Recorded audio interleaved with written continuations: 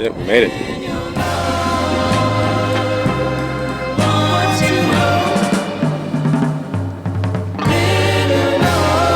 Planning your trip can actually be beneficial sometimes. Who would have thought? My name is Omar Pusey, and today I'm going to be giving you recommendations on what to do during a day in Los Angeles.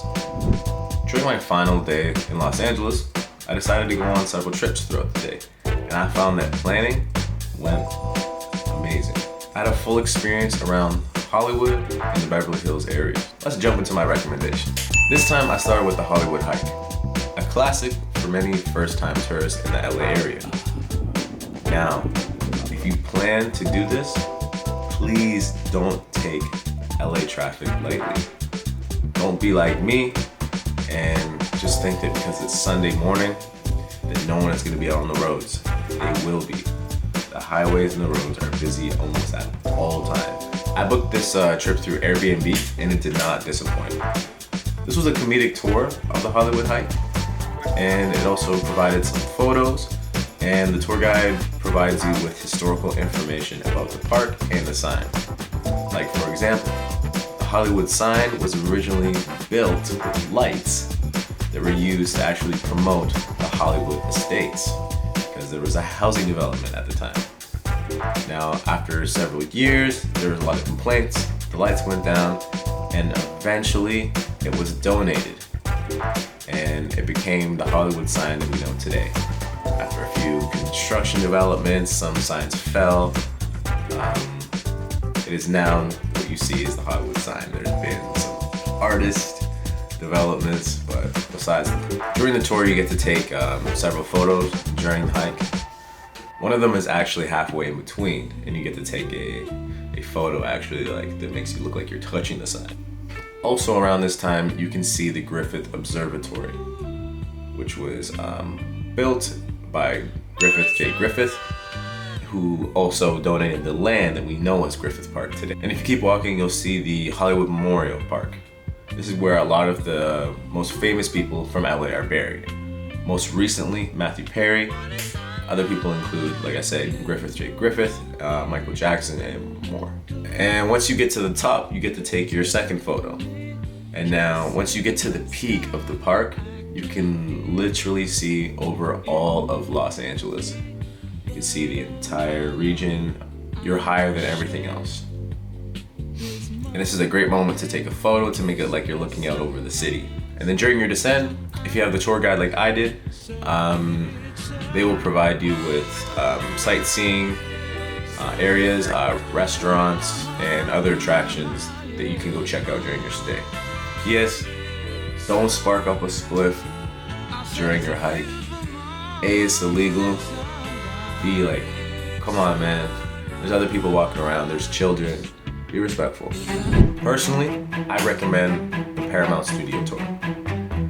It's less money than Universal Studios, and it gives you an inside perspective on how Paramount productions are actually shot and filmed. I'm talking about The Godfather, the Star Trek movies, most recently shows like The Rookie, and even music video productions from artists such as Adele have all been in Paramount.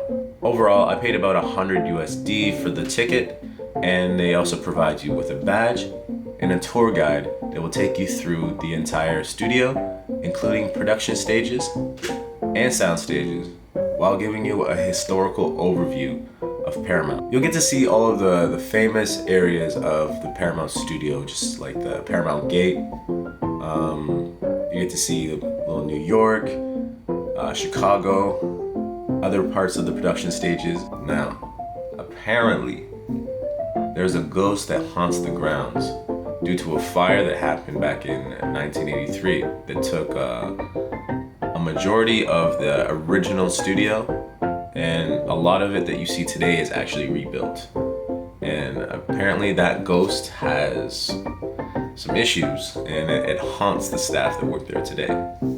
So, I ain't gonna say nothing, but now you don't get to take any videos during the tour, and there's certain areas where you're actually prohibited from even taking photos and bringing your own equipment in. But you get to hold a real life Oscar.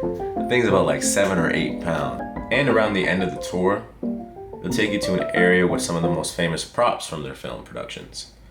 My favorite was the car from Good Burger. Welcome to Good Burger. Home of the Good Burger. Might take your order. At the end, they'll swing you around a cafe and a gift shop, and you can buy out all the swag you need or don't need, but you want to buy it anyways, you know. Now to end your day in Los Angeles, you need to go check out the Miracle Mile. Once known as a dirt road, the Miracle Mile now hosts museums, tar pits, and a collection of art exhibits. Now, if you go, make sure you plan this part out well, because I didn't. And I went on a night, and I ended up just wandering in random neighborhoods that I didn't need to. My top recommendation is to check out none other than the Urban Light, a collection of 202 street lamps that create an art display. Essentially, it is the grand entrance to the LA County Museum. Many people know of the Urban Light for its Instagram-esque spot to take photos and create good content. It was designed by Chris Burden, an artist that collected all of the street lamps over a period of years. Now, I think of the Urban Light as an escape from everything that's happening in Los Angeles and a place to just relax and enjoy the scenery. Pro tip, try to go at night so that there's less tourists and traffic, and so you can get a fire-ass photo. Come on. After you take your photo, you have a few options. You could literally just go down the street to where they hold the Oscar ceremony, which literally steps away. Or you can go the other direction and check out some of the other attractions. If you're looking for a bite to eat, you can go get some Japanese hand rolls from Kazunori, which is nearby.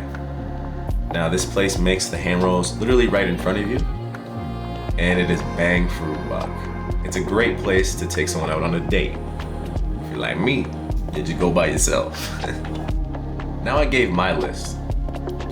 So let me know in the comment section if you like my recommendations, or if you have recommendations that you think I should check out on my next trip to LA, because let's be honest, I'm gonna go back there. Stay blessed, y'all.